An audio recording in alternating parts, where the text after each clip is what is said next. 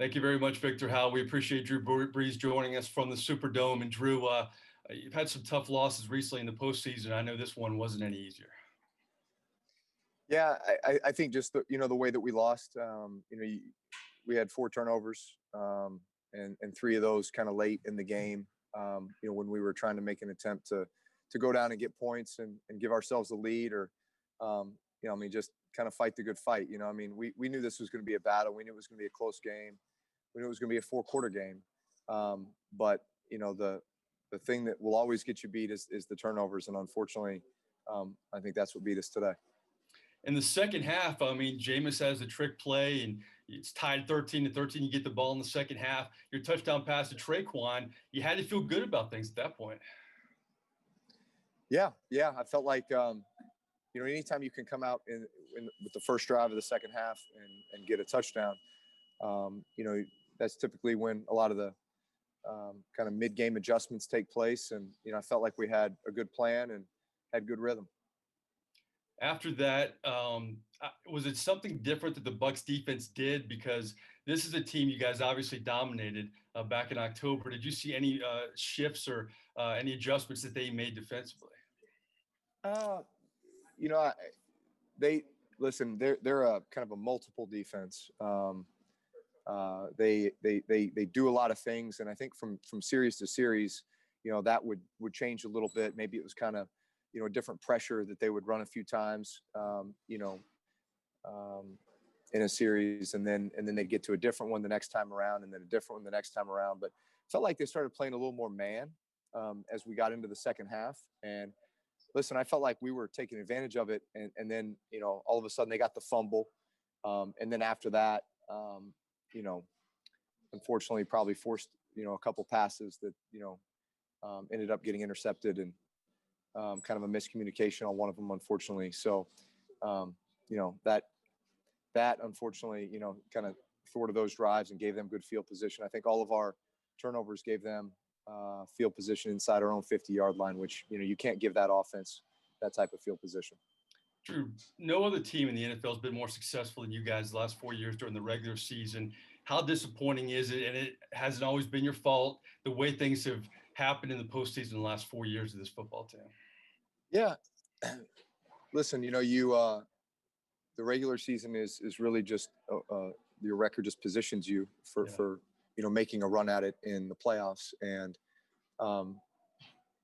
man, I can point to all of our losses, in those years, 17, 18, 19, and this year, and say, man, those are games that we all could have won, right? All could have won, should have won.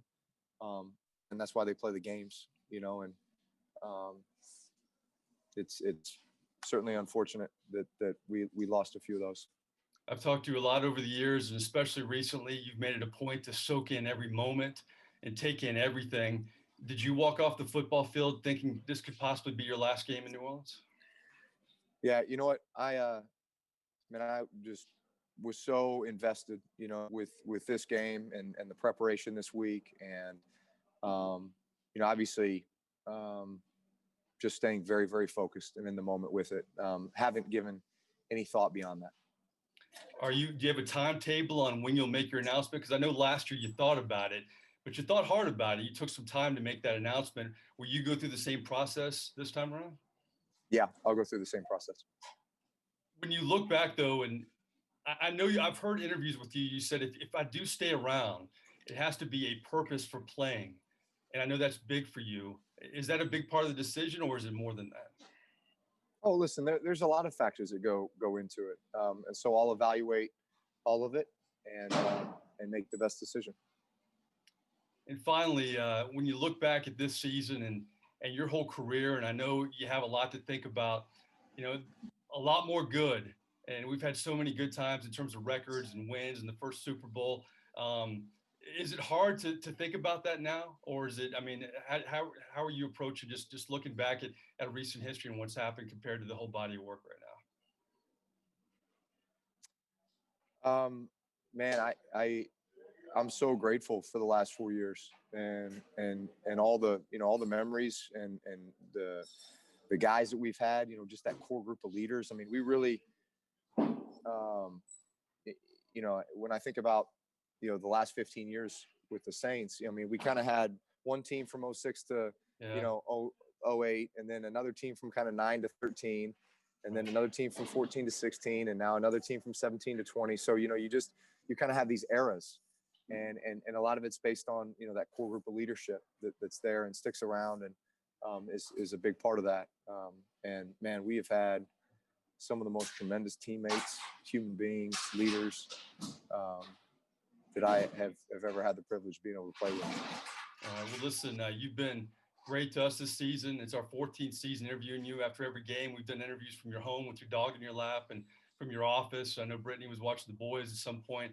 My last question, though, your boys are out playing on the football field. They haven't had a chance to do that this year. And it's been a crazy year in so many ways.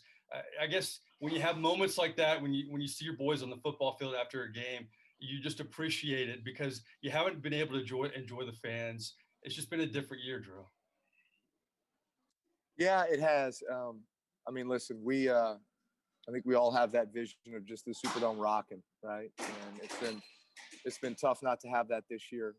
Obviously tough for our fans, because I mean they're so integrated into to our team and kind of to this journey as well. But yeah, it was tough not to have them.